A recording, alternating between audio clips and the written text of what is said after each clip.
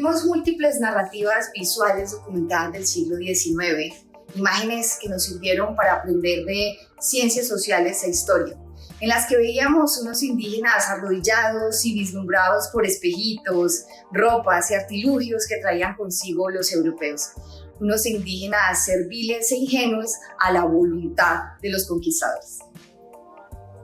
Con estas imágenes crecimos, creyendo que venimos de civilizaciones débiles e ingenuas, desprovistas de conocimientos tecnológicos, ciencia y organizaciones jerárquicas en sus civilizaciones. Saben, nada más alejado de la realidad. Nosotros deberíamos abandonar esa idea de que los latinos somos y seremos una sociedad servil y atrasada que no puede adueñarse del destino de su civilización.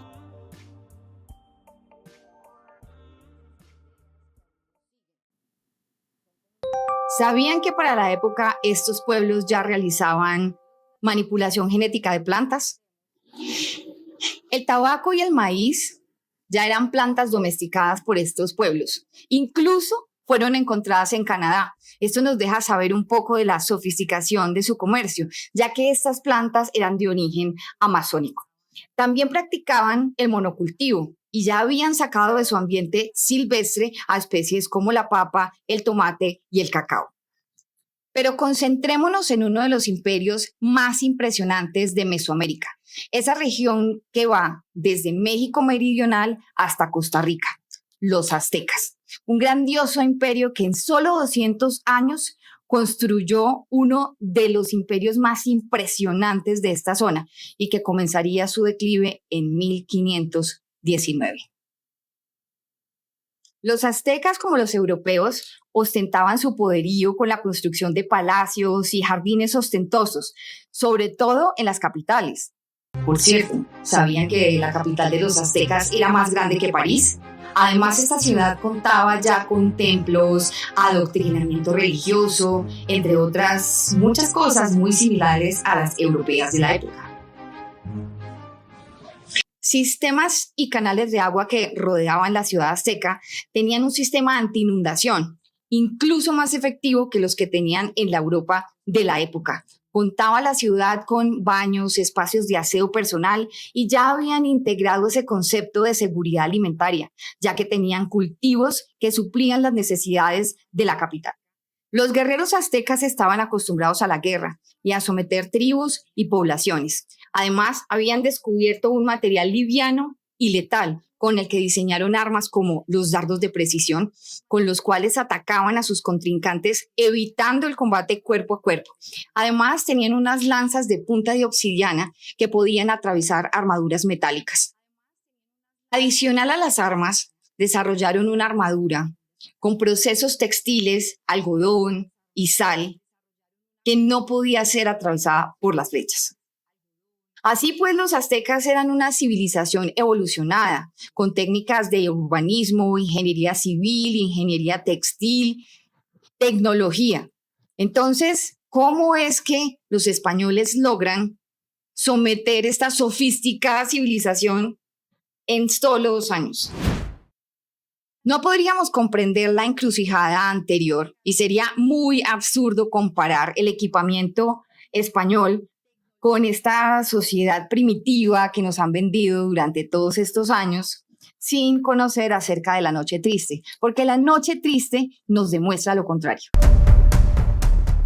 Está documentado que en 1519 Cortés y los aztecas se encuentran, intercambian regalos, pero sobre todo tienen una conversación en la que Cortés aprovecha para analizar a su enemigo, entender quiénes son sus enemigos, quiénes son sus aliados, pero sobre todo, cuáles son sus creencias limitantes.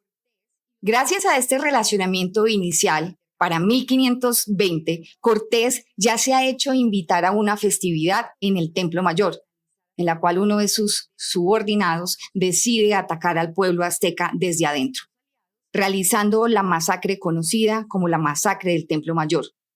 Las muertes que generaron los españoles fueron muchas, pero la respuesta de los aztecas fue devastadora. Después de esta masacre, Cortés intenta negociar con el pueblo azteca, pero falla. Esto definitivamente no funciona.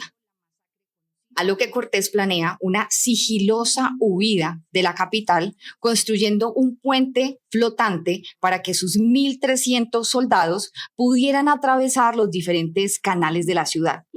Por supuesto, el entrenado guerrero azteca dirige todas sus fuerzas, bloquea la salida de los españoles y los ataca con flechas de obsidiana. Ya sabemos que estas flechas no hay muchas posibilidades de volver del camino de la muerte. 800 españoles son asesinados en esa batalla, diezmando casi al mínimo el ejército y las fuerzas españolas. Así pues que ni los cañones, ni la artillería de pólvora, ni los caballos han jugado absolutamente ningún papel hasta este momento de la historia. El diezmado y derrotado ejército español, según cuentan los historiadores, descansa en algún punto de la selva mexicana. Y en ese momento Cortés le pregunta a sus hombres, un momento, ¿el naviero sobrevivió? Sus hombres, al decir que sí, alegran a Cortés, porque Cortés dice, ok, entonces no hemos perdido la guerra, nada está perdido. Y se retiran a territorio tlaxcalteca. Este territorio había sido sometido muchas veces por los aztecas, así que era considerado enemigo y estaban prestos a ayudar a los españoles en la segunda ronda de esta batalla. Los tlaxcaltecas no solamente aportaron soldados para la nueva batalla que estaría planeando Cortés, sino uno de los elementos más importantes que se documentaron, el uso del temazcal.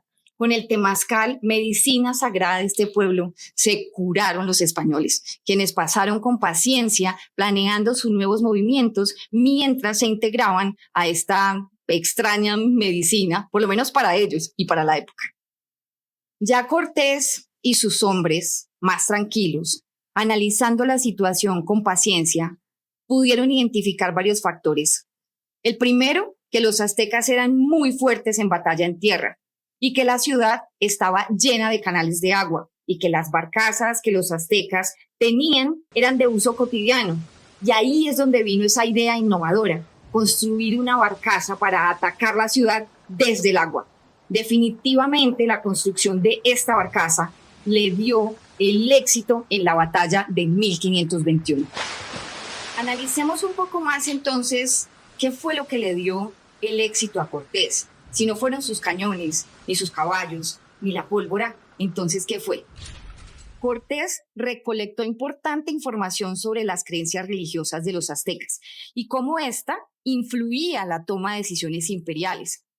Esto le permitió una ventaja estratégica que usó muy hábilmente para relacionarse con ellos, sobre todo al principio. Luego entendió desde el contexto cuáles eran los enemigos de los aztecas y así identificó también sus miedos e identificó cuáles podían ser sus aliados potenciales. No contento con esto, Cortés decide abandonar sus creencias limitantes de la época y abrazar la nueva cultura indígena con la que se encontró, esa cultura aborigen que tenía una medicina ancestral, unas prácticas que para la época era impensable. Adoptando esa cultura y entendiéndola, logra curar a su ejército, algo que para el momento prácticamente salvó la guerra. Por último, Cortés entiende que su ventaja competitiva no es ni su armamento, ni la pólvora, ni los cañones, ni ninguna de las técnicas tradicionales con la que en principio creían que iban a conquistar a los aztecas, sino la innovación pertinente. Usa el conocimiento y usa el talento que traía en su equipo para desarrollar un nuevo elemento, una barcaza rápida, una barcaza optimizada para la geografía, para los ríos de Latinoamérica, y con esto finalmente logra ganar en 1521.